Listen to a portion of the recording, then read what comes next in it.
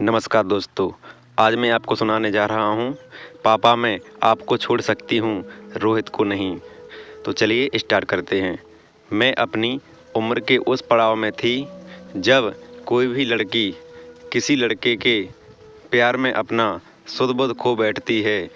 यानी कि मेरी उम्र उस वक्त 17 से 18 साल की थी। अच्छे बुरे की तमीज़ और दुनिया को परखने का ढंग मुझ में नहीं था। मेरी सोच में गहराई नहीं थी, तो मैं लड़कों के खूबसूरत चेहरे को देख उन पर मर मिटने को जी चाहता था।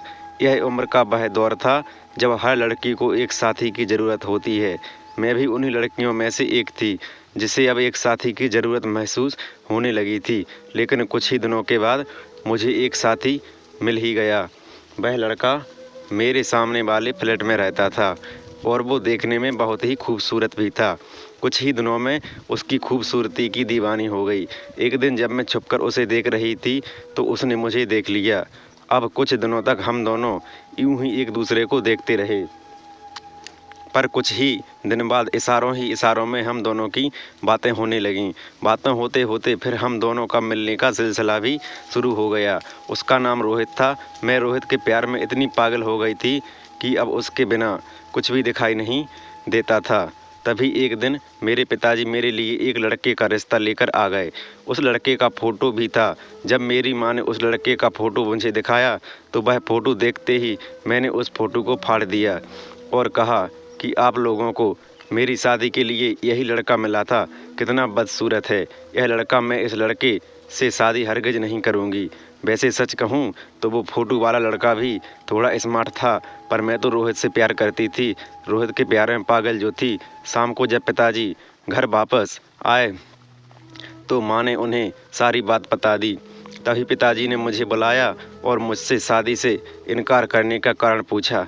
मैंने भी बिना हिचकिचाके उन्हें सब कुछ बता दिया कि पिताजी, जो रिश्ता आप लेकर आए थे वह लड़का मुझे पसंद नहीं और मैं सामने वाली बिल्डिंग में रहने वाले रोहित नाम के लड़के से प्यार करती हूँ और उसी से ही शादी करना चाहती हूँ। मेरी बातें सुनने के बाद पिताजी ने मुझे समझाते हुए कहा, बेटा, सुंदरता ही सब कुछ नहीं होती, सीरत भी देखी जाती है। तुम जिस लड़के के बारे में बात कर रही हो, तुम उस लड़के के बारे में जानती ही क्या हो?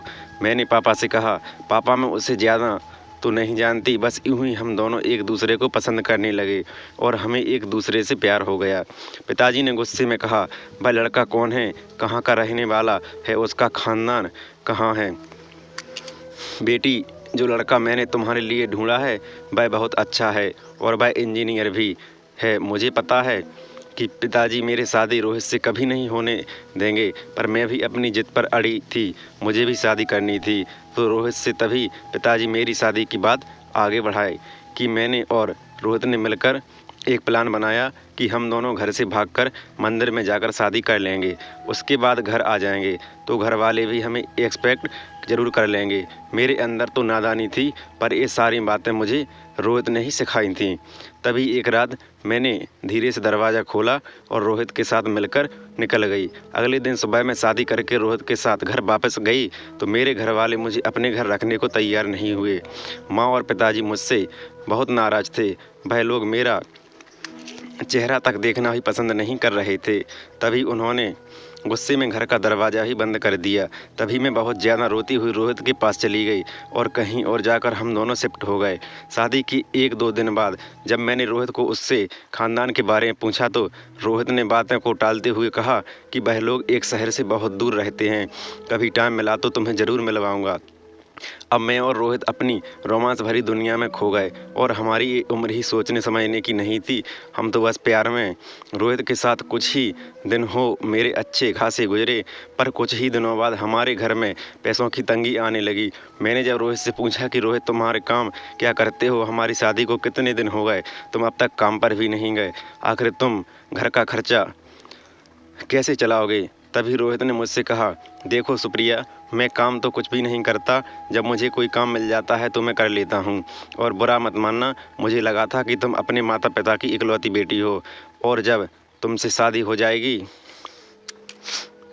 तो तुम्हारे बाप की प्रॉपर्टी तो हमें मिल ही जाती। तुम्हारे जैसे अमीर बाप की बेटी के पति को काम करने की क्या ज़रूरत, पर तुम्हारे पापा ने तो हमें घर से ही निकाल दिया। रोहित के मुंह में ऐसी निकम्मी बातें सुनकर मेरा तो दिमाग ही चकरा गया। ज़िंदगी में पहली बार मैंने इतना बड़ा धोखा खाया था, और ऐसा धोखा कि मेरी पूरी ज़िंदगी ही खराब हो गई थी। आज मुझे अपने पापा की कही हुई एक एक बात याद आने लगी। पापा ने यही सच कहा था कि बेटा, सूरत ही सब कुछ नहीं होता, सूरत भी देखी जाती है। पर अब तो इतनी बड़ी गलती हो चुकी थी कि अब दिन रात मैं रोती हुई ये सोच रही थी कि मैंने ऐसी गलती कैसे कर दी। मगर मैं रोहित के प्यार में इतनी पागल हो गई थी कि शादी करने से पहले मैंने कभी भी रोहित से उसकी नौकरी के बारे में नहीं पूछा। बस वह मुझे पसंद आ गया और उससे भागकर शादी भी कर ली। तभी कुछ ही दिन बाद वो प्रेग्नेंट हो गई। यह बात जब रोहित को पता चली तो वह खुश होने की बजाय और गुस्सा होकर कहने लगा कि अभी हम दोनों का पेट पालना मुश्किल है, अब एक और जीव जंजाल आ गया जाएगा, चलो तुम आवर्षण करो। तभी मैंने खूब रोते हुए रोहित से कहा कि रोहित, मैंने तुमसे इतना प्यार किया और तुम हो कि उस प्यार का यह सलाह दे रहे हो, चाहे कुछ भी हो जाए, अपने बच्चे का एबॉर्शन नहीं करवा सकती। रोहित ने गुस्से में कहा, ठीक है, मत करवाओ। कुछ दिनों बाद दोपहर का वक्त था।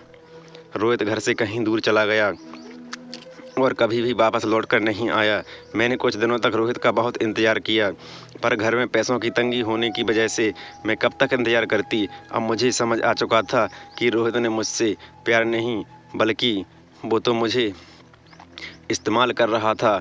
मेरी नासमझी का फ़ायदा उठाते हुए उसने मेरी प्रॉपर्टी की वजह से मुझसे शादी की, और जब पापा ने हम दोनों को घर में रखने से मना कर दिया तो वह मुझे छोड़कर चला गया। मैं बहुत बेबस और लाचार हो गई थी। अब मुझे ना चाहते हुए भी दोबारा अपने माता पिता के घर जाना पड़ा। जब मैं अपने घर गई तो देखा माँ सामने के दरवाजे पर बैठी हुई थी, पर उनका चेहरा उदास था। ना वह सिंदूर लगाई थी और ना ही बिंदी। माँ का चेहरा देख मुझे कुछ अनहोनी होने का एहसास हुआ। माँ मुझे देखते ही रोने लगी। माँ ने मुझसे कहा कि बेटी, जब तू यहाँ से चली गई थी तो अगल बगल के लोगों ने हमें ताने देने शुरू कर दिए और कहते थे कि एक ही बेटी थी, उसे भी संभाल ना सके, और वह भी इज्जत खराब करके भाग गई, और यह रोज का हो गया था। तेरे पापा यह सब बर्दाश्त नहीं कर पाए, उन्हें हार्ट अटैक आ गया और वह हमें छोड़कर चल बसे।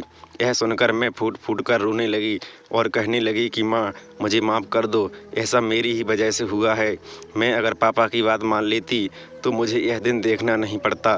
तब मेरी माँ ने मुझे बताया कि रोहित के साथ भागने के बाद पापा दिन रात मेरे लिए रोते थे, क्योंकि उन्होंने मेरे लिए जो जो सपने देखे थे वो सब मैंने तोड़ दिए थे। मैं पापा की परी थी, उनकी जान थी, उनकी शान थी, मगर मेरी एक नासमझी ने पापा को खो दिया। पर ज़िंदगी भर मेरे दिल में यह बात कांटों की तरह चुभती है कि काश मैंने अपने माँ बाप को धोखा नहीं दिया होता तो आज मेरे पापा भी जिंदा होते और मेरी ज़िंदगी भी यूँ बर्बाद ना होती। प्यार करना कोई बुरी बात नहीं है, पर प्यार की परिभाषा बहुत कम लोगों को मालूम होती है। आज के ज़माने में प्यार कम, धोखा ज़्यादा है। पर मेरी हर उन नादान लड़कियों से गुजारिश है कि बचपने में आकर कभी गलत कदम ना उठाएं, क्योंकि हमारे माँ बाप हमारे लिए बचपन से सोचते हैं और हम उन्हें यूँ धोखा देकर कहीं भी भाग जाते हैं, और ऐसा बहुत घातक साबित होता है। धन्यवाद दोस्तों।